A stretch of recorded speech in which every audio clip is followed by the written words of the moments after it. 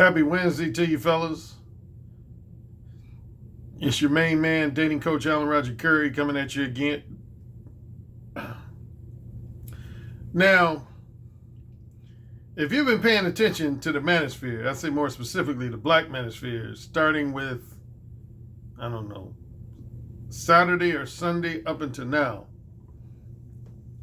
you'll know that the main topic of discussion seems to be the debate. And this debate has flared up a couple times before over the last 3 or 4 years. But there's like this heated, ongoing debate over the subject of spending money on women for sex versus not spending money on women for sex. Spending money on women for sex versus not spending money on women for sex. A more simplified version of it would be game versus tricking. Game versus tricking and whining and dining. Game versus tricking and whining and dining. And I shared some thoughts of mine on this young brother's channel last night. He's a cool brother. His channel is The Lead Attorney. The Lead Attorney. Shout out. I don't know his real name, so shout out to that brother. He had me on as a guest for about 30 to 45 minutes, and he showed me a lot of love and respect. I appreciated that. He called me a triple OG, not just an OG, but a triple OG. So, yeah, he showed me a lot of respect. And there's a feud of sorts going on. I wouldn't even call it a beef. It's more heated than just a simple beef. It's damn near a personal feud going on between two duos, which would be the Fresh and Fit duo versus a duo known as Abba and Preach. And it all centers around the subject of game versus tricking and whining and dining. I'm not going to add too much thoughts on that. I shared some of my brief thoughts on that feud last night on The Lead Attorneys. And thank you for the follower of mine who alerted me to that Lead Attorneys live stream in my comment section. I would have never known about it. Here's what I'm going to do in this video. I'm going to simultaneously call out a lot of guys who favor tricking and whining and dining. But on the flip side, I'm going to offer a few objective compliments too. So it's going to be fair, balanced, and objective. I'm going to point out some negative aspects of the commentary I hear from guys who favor either tricking, whining, and dining, or both, as well as some criticisms of guys who, well, first of all, I'm going to clarify for the upteenth time just simply the difference between tricking and whining. See, a lot of guys, I've said this on a few videos before, I notice a lot of guys, mainly younger guys, not so much guys in my age group, but younger guys, they tend to confuse and conflate tricking with whining and dining. Tricking with whining and dining. When those are two totally different things. Actually, there's 3 general activities that fall under the category of spending money on women for sex, or what's otherwise known as pay for play. Pay for play activities. There's actually 3 categories, subcategories of pay for play. There's tricking, there's whining and dining, and then there's long-term financial provision. Tricking, whining and dining, and long-term financial provision. And I'll give you the recap of each of those. What is tricking?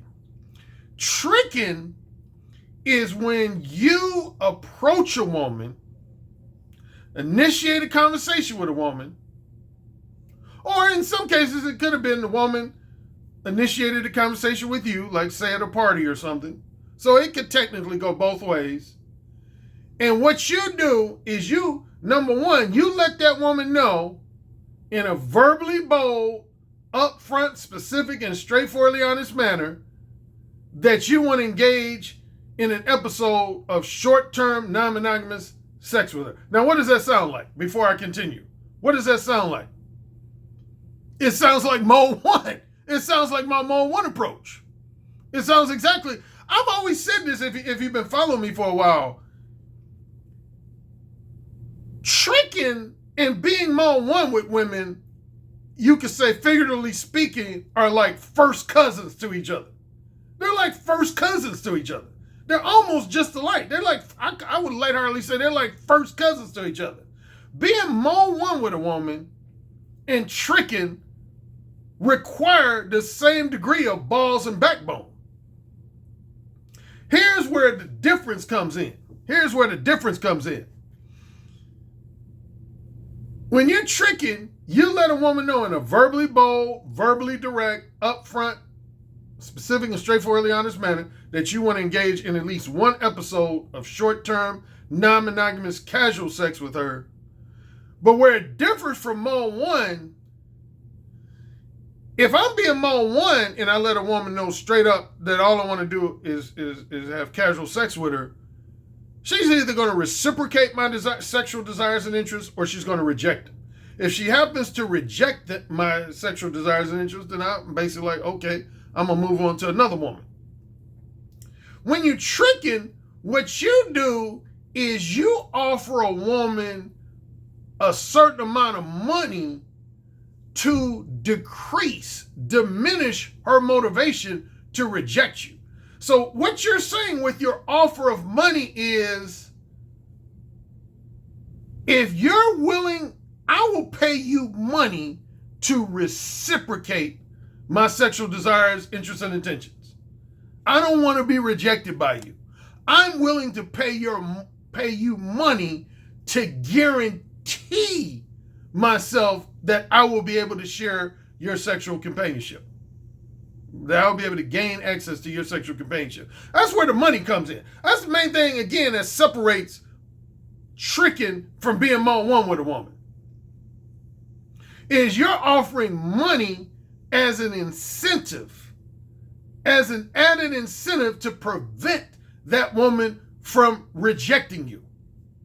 Now, the main problem with tricking, as I pointed out a number of times, is that in certain cities, it's against the law.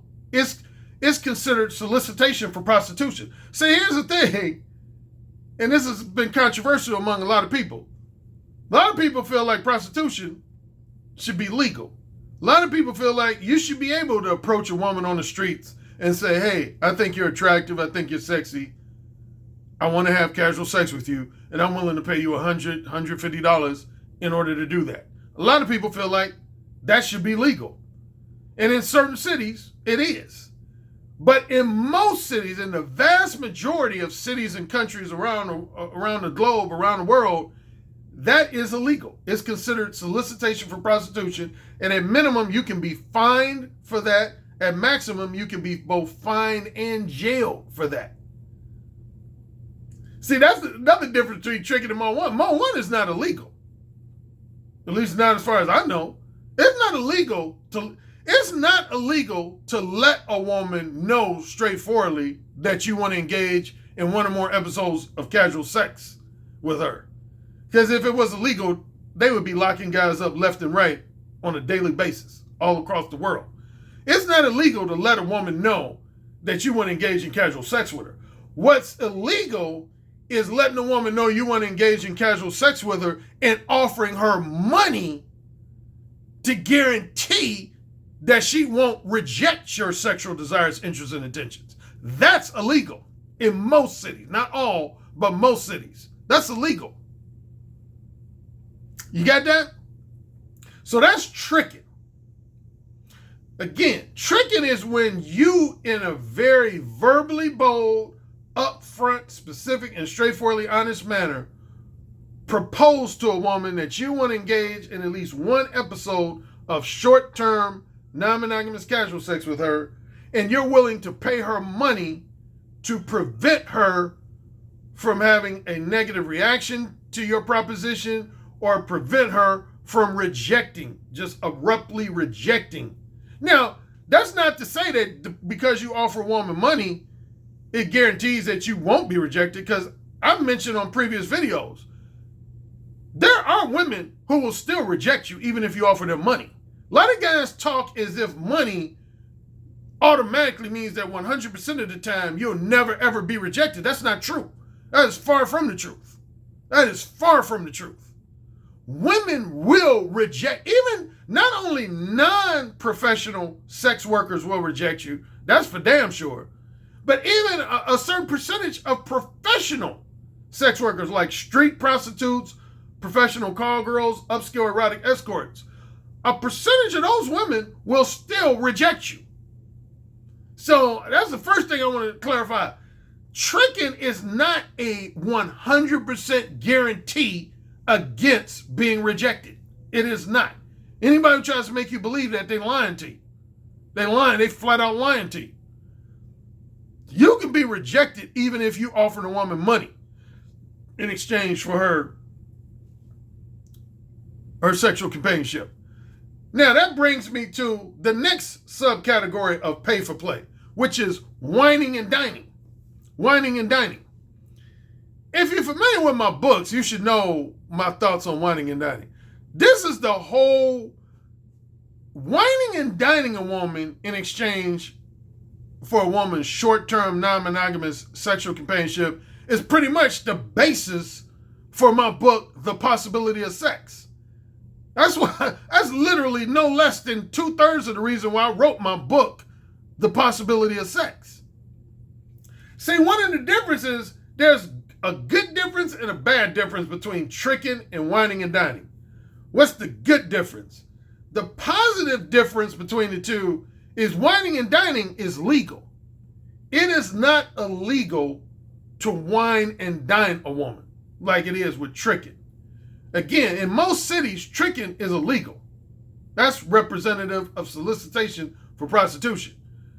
Whining and dining is legal. Here's the downside of whining and dining, though. See, whining and dining means when you wine and dine a woman, that means you're not directly, keyword directly, you're not directly offering a woman money, employment, or material gifts and possessions in exchange for a sexual companionship. If you do it directly, then that's automatically tricking. Anytime you offer a woman money, employment, or material gifts and possessions directly in exchange for a woman's short-term non-monogamous sexual companionship, that's considered solicitation for prostitution, otherwise known as tricking. And again, in most cities, that's illegal. Whining and dining is when you never ever offer a woman cash money, employment, or material gifts and possessions directly in exchange for that woman's short-term or long-term sexual companionship. What you do is you simply do things like take women out to lunch, take women out to dinner, take women to a movie or a concert. You spend money on social activities.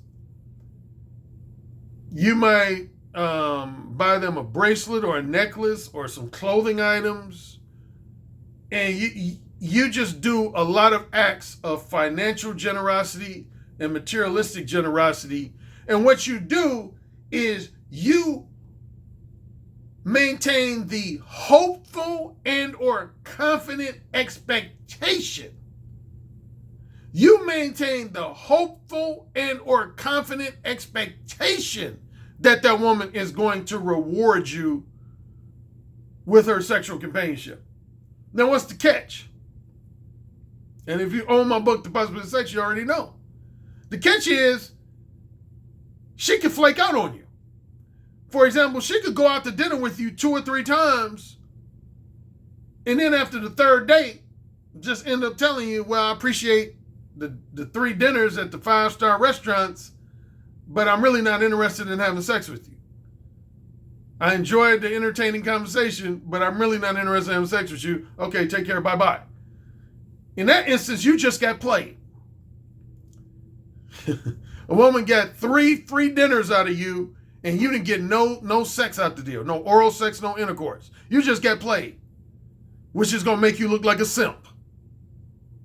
What you did was you invested time and money for the possibility of sex instead of guaranteed sex. You invested a significant amount of time and a significant amount of money for the possibility of sex. And see, anytime you do that, you set yourself up to look like a simp, and you set yourself up to be exploited and manipulated by women, by manipulative time wasters, the women I refer to as manipulative time wasters.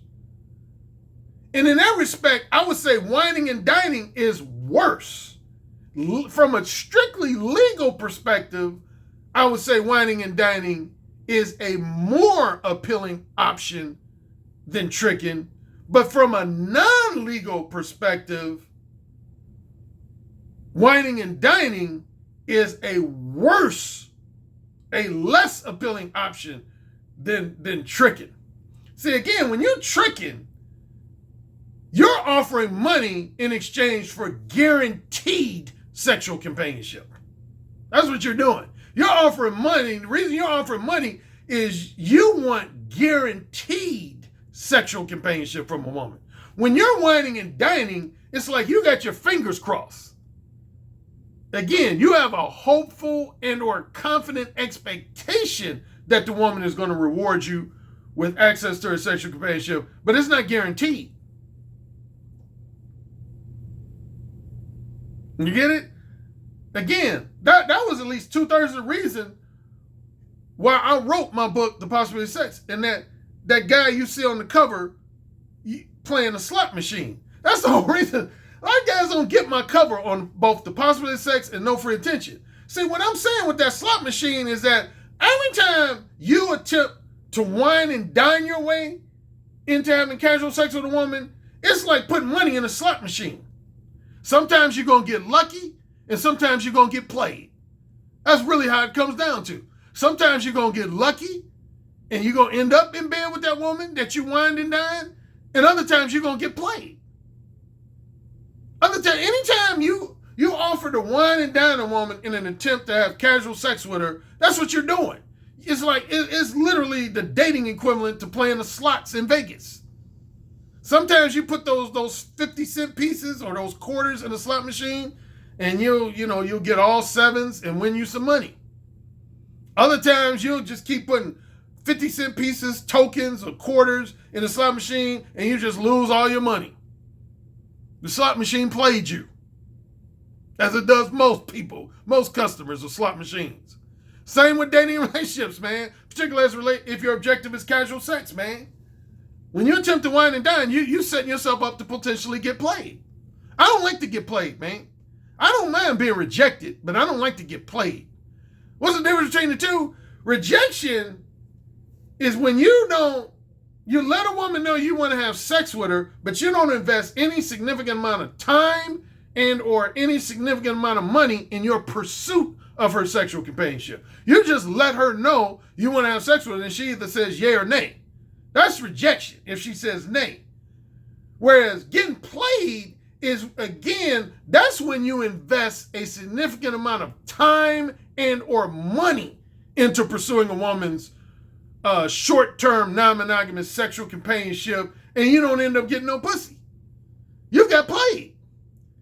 If she motivated you to invest time, hours and hours and days and weeks of time, and you didn't end up getting no pussy, you got played. If you end up investing hundreds of dollars of money, if not thousands of dollars of money, and you didn't end up getting no pussy, you got played. I know many guys, both personally and guys I've heard about who've gotten played, man. I've had some of my closest friends get played by a woman that they invested either significant amounts of time and or significant amounts of money and never, ever ended up getting no pussy from no woman. Never. I always say my thing is this.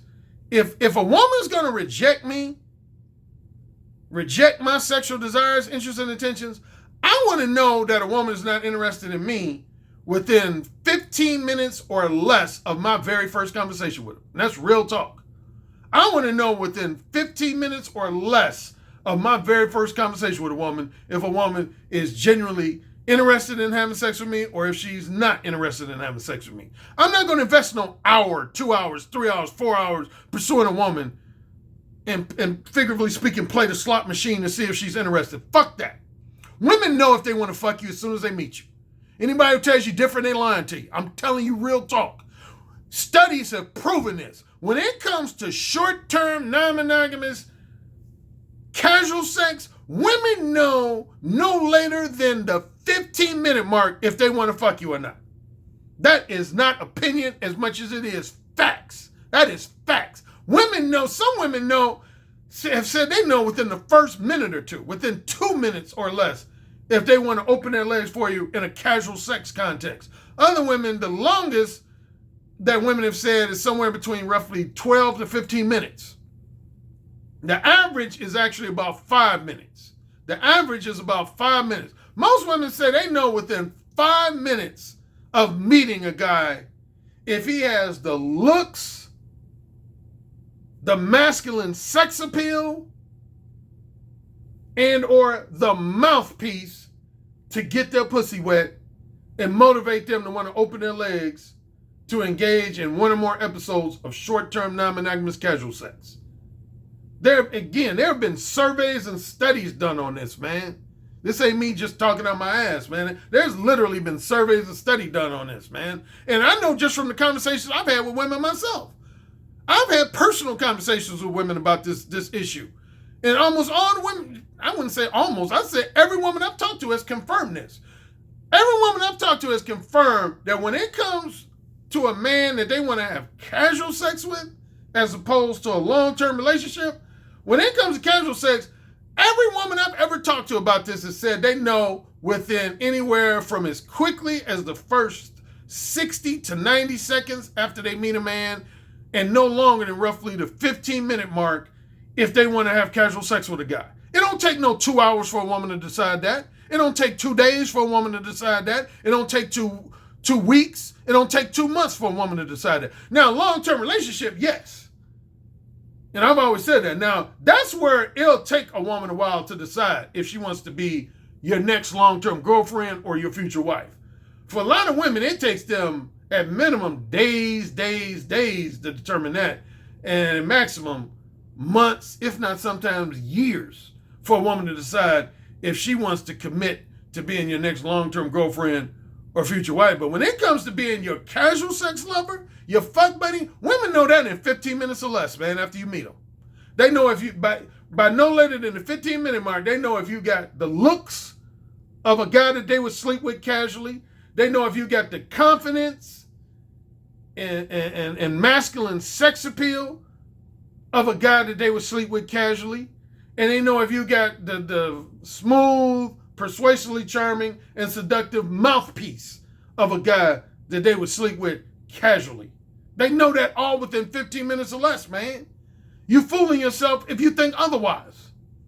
That's why I'm all about Mode 1. And speaking of Mode 1, man, again, I was on the lead attorney show yesterday, and I was glancing here and there in the chat room, and some guys was making comments like, well, the number one reason I favor Trickin is I don't have to waste time listening to women's boring stories about, their high school days or college days and what's going on at their job. And I don't have to waste time taking women out on lunch dates or dinner dates and going to the movies with them. I can just give them a sum of money, get the pussy, and go on my way. You can do that with Mode 1. If your simple objective is not wasting time, you can do that with Mode 1 and save you some money on top of it. You can do that with Mode 1, man. I mean, here's one of the drawbacks to Trickin, man. Again, I'm not a hater of Trickin, but I'll say this, man. Let's keep shit real, man. When you tricking, what most guys who trick are trying to do is have sex with a woman that they know deep down is not as attracted to them and does not have a genuine lustful desire to have sex with them as they want that woman to. That's why they're offering her money. I mean, think about it. Let's just be rational and logical and objective. If you were in the company of a woman that you knew for a fact found you just as physically attractive as you find her, that woman found you just as sexually appealing as you find her, and that woman had just as much, if not more, lust, powerful, just raw lust for you as you have for her, why the fuck would you offer her money? Why? Give me one valid reason. One valid reason why you need to turn her into a whore. Because that's what a whore is. A whore is a woman that takes money and material possessions directly in exchange for giving up the pussy. That's a whore. Anytime you offer a woman money, if she's not already a whore, you're attempting to turn her into a whore. That's what you're doing. Fuck that. I only want to fuck women who got just as much lust for me as I do for them. Period. 99% of the time, I only want to fuck a woman who has just as much lust for me as I do for them. And that's why I really don't believe in tricking. Now, I've admitted before, I've tricked at least twice in my life. Once in Tijuana, Mexico, and once in Amsterdam with foreign women who couldn't speak or understand American English. So those are my two exceptions. But when it comes to dealing with women that are American, that speak English, I don't believe in tricking, man. Not only do I believe in tricking, I don't believe in whining and dining. I don't believe in whining and dining. Again, that's the main reason why I wrote my book, The Possibility of Sex. I don't believe in whining and dining or tricking. Fuck that. I don't believe it. No. I don't ask women out on dates, man, when I just want to casually fuck a woman. Ever. Ever. That's real talk. I don't do that. I don't ever ask. Starting with the age of roughly 22 years old up until now, I've never asked a woman out on a date, a lunch date, a dinner date, movie date, concert date, if I knew ahead of time that all I wanted from her is just a few episodes of short-term, non-monogamous casual sex. Never do it. Only women I've ever asked out on a date was women that I genuinely looked at as long-term girlfriend material or future wife material. Other than that, I've never asked a woman out on a date. I ain't gonna play the slot machine, man. I don't believe in getting played. I'm too egotistical for that, man, for better or for worse, man. I'm an egotistical motherfucker, as if y'all didn't know that already. I got a huge ego, man. Dude, man, when the thought of paying a woman for sex, egotistic is like saying, your pussy is more desirable and valuable than my dick. I don't feel like any woman's pussy is more desirable and more valuable than my dick. Call me an egomaniac all you want to. I don't believe any woman's pussy is more desirable and valuable than my dick. Particularly when I was younger. Even to this day, I would say that. But definitely when I was in my 20s and 30s, I don't believe any woman's pussy is more desirable and more valuable than my dick. I've had hundreds of women pay me for phone sex. Even a few pay me for physical sex. But definitely phone sex. Hundreds. What does that say about my mouthpiece? That women willing to pay me as much as $250 for an hour of phone sex. I know how to make a woman come just with my conversation skills, motherfucker. That's letting you know I'm a badass motherfucker, man. I don't put no woman's pussy or sexual companionship above my own. Call me Captain Ego on that tip, but shit. I want women to recognize the bad motherfucker that I am. I ain't trying to recognize how bad that bitch is. I want her to recognize how bad I am. And you should feel the same way. And if you allow me to coach you, I'll get you to that point.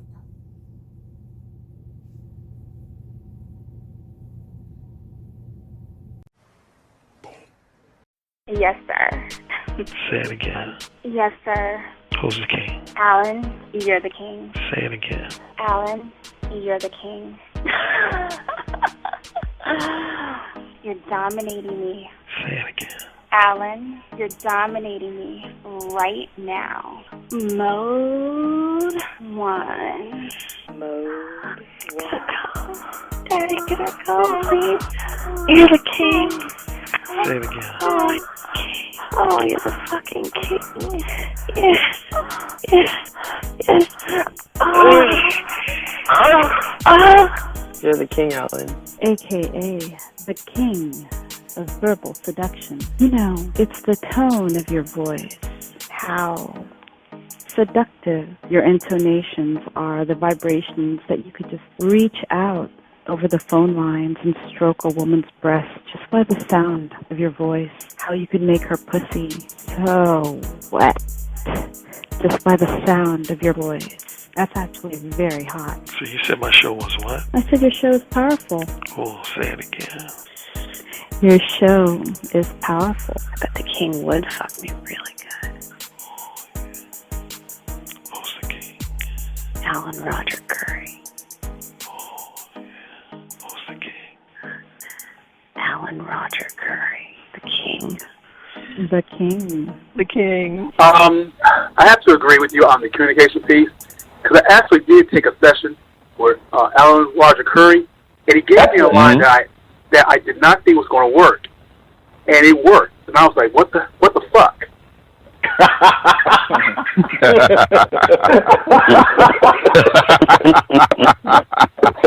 Oh my God! Guys, man, he's the master. He's the master of the verbal seduction. He got that communication piece down pat. It really worked. Yeah. It just simply worked, and I just didn't think it was going to work at all. Some guys have natural handles. Some guys have a better natural shot, but you can always improve your shot. And sex is damn sure something you can fucking learn. Look, dude, you want to learn how to talk better? I'm hiring Alan Roger Currie to get my dirty talk game on, because it's always been something I want to get better at. Verbal seduction, man. I'm like, clearly, this guy is the Michael Jordan of seduction. Like, you know, come on now.